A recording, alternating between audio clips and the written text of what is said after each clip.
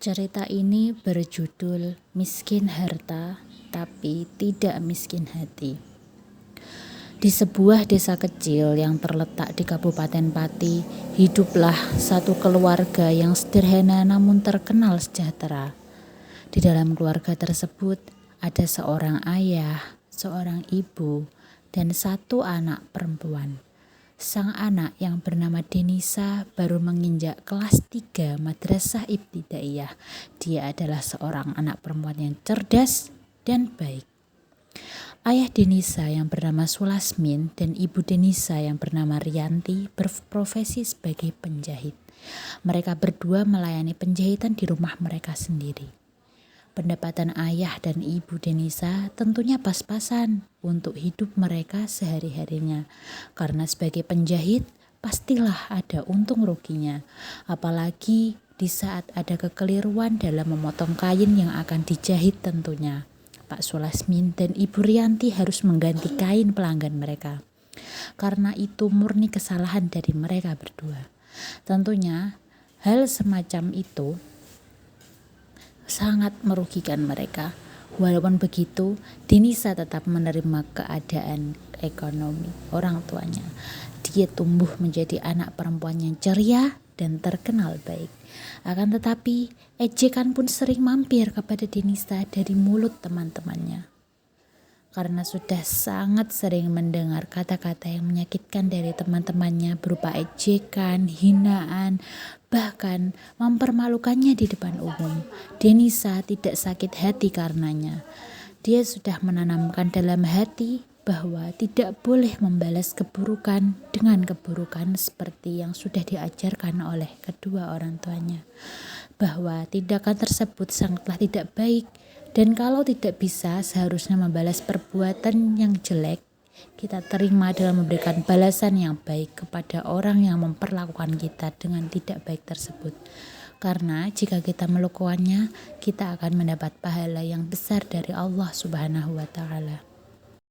Entah mengapa Putri yang dulu merupakan teman yang lumayan dekat dengan Denisa, kini menjadi orang yang paling membencinya di kelas. Sikap Putri kepada Denisa berubah sejak kelas 2 pada saat pengumuman ranking kelas. Saat itu, Denisa mendapatkan ranking 1 menggantikan posisi Putri yang selalu mendapatkan juara 1 dari mulai kelas 1 sampai kelas 2. Sejak saat itulah Putri menjadi orang yang berbeda di mata Denisa. Dia sering mendengar Putri mengolok-olok dirinya dan memfitnah bahwa dia mendapatkan ranking 1 karena hasil ujiannya curang. Bahkan difitnah bahwasanya dia selalu mencontek setiap ada pelajaran dan ulangan. Padahal sebelumnya Denisa dan Putri selalu bermain bersama ketika pulang sekolah, berangkat dan pulang sekolah bersama karena rumah mereka satu arah. Dalam hati yang paling dalam, Denisa sangat rindu akan kebersamaan mereka. Pada suatu sore, ibunya pun bertanya kepada Denisa karena melihat Denisa sedang melamun. "Denisa, kamu sedang ada masalah apa? Tidak biasanya kamu seperti ini."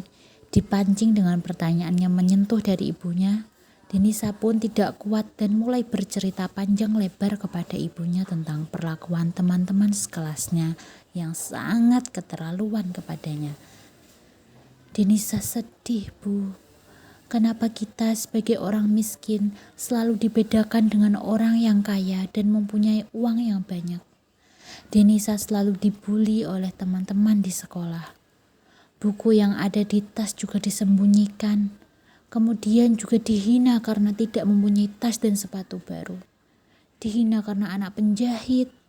Bahkan ada satu fitnah yang paling membuat aku sakit hati adalah baju yang dibuatkan oleh ibu yang aku pakai pada saat pentas bulan kemarin merupakan baju curian karena menganggap bahwa orang miskin seperti aku tidak pantas dan layak mempunyai baju yang bagus." Denisa bercerita kepada ibunya sambil berlinang air mata. Ibunya pun mematikan kompor untuk memberikan nasihat dulu kepada Denisa sebelum melanjutkan kegiatan memasaknya. "Denisa anakku, kita memanglah orang miskin. Kita hanya miskin harta, tetapi kita tidak pernah boleh miskin hati. Karena yang memperlakukan kamu dengan jahat dan tidak boleh kamu balas dengan dendam dan perbuatan jahat pula. Kamu harus membalasnya dengan kebaikan. Yang penting sekarang kamu harus semangat belajar agar nanti menjadi orang yang sukses. Ibu yakin bahwa anak ibu yang satu ini akan menjadi orang yang sukses di kemudian hari. Amin. Mendengar nasihat dari ibunya, hati Denisa kembali tenang. Di suatu siang yang sangat panas, Denisa pulang dari sawah sehabis mencari keong. Keong tersebut akan dia berikan kepada ibunya agar dimasak menjadi lauk. Dia melewati jalan yang cukup sepi. Kanan kiri jalan merupakan sawah tanpa ada rumah penduduk. Denisa ingin segera sampai di rumah karena cuaca sangat terik. Tetapi di tengah jalan dia seperti mendengar suara anak perempuan yang menangis. Dia memberhentikan sepedanya dan mencari sumber dari suara tangisan tersebut. Betapa kagetnya Denisa melihat Putri beserta sepedanya masuk ke dalam selokan. Kaki Putri berdarah-darah serta sepedanya rusak karena terbentur cukup keras. Astagfirullah Putri, kenapa kamu bisa sampai begini? Ayo aku bantu berdiri. Apa kamu sudah sejak lama terjatuh di sini? Tanya Denisa. Putri menjawab sambil menangis. Iya Denisa, aku sudah lama sekali terjatuh di selokan ini.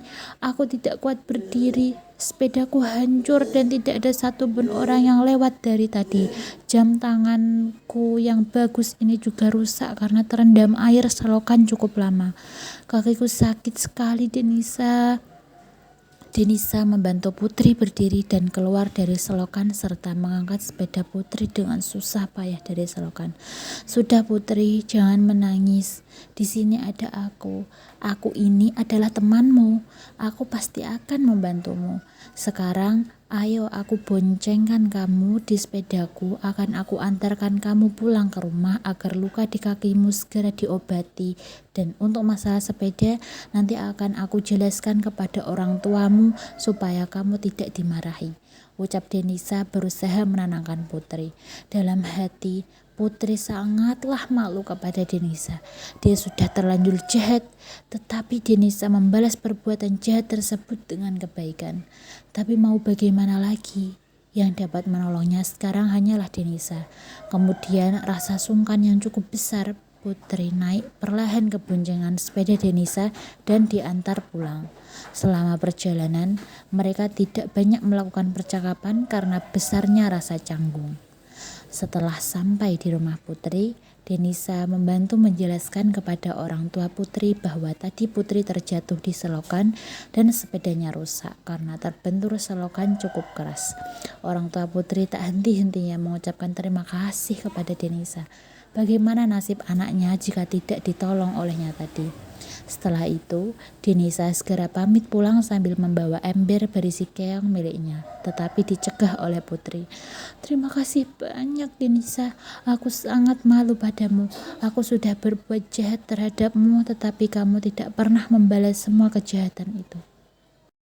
Tapi sebaliknya, kamu malah menolongku ketika aku dalam keadaan susah, dan kamu telah menolongku tadi. Terima kasih banyak Denisa, terima kasih. Aku juga meminta maaf karena aku sering menghina bahwa kamu adalah orang miskin, bahwa kamu adalah orang yang tidak mampu. Tetapi sungguhnya kamu hanya miskin harta, tapi hatimu tidaklah miskin. Hatimu sangat baik, kamu adalah orang yang kaya hati. Ucap Putri sambil menangis sesenggukan. Denisa menjawab sambil tersenyum. Iya Putri, tidak apa-apa. Aku sudah memaafkanmu. Aku tidak akan membalas perbuatan jahatmu itu karena aku tahu bahwa kita adalah teman.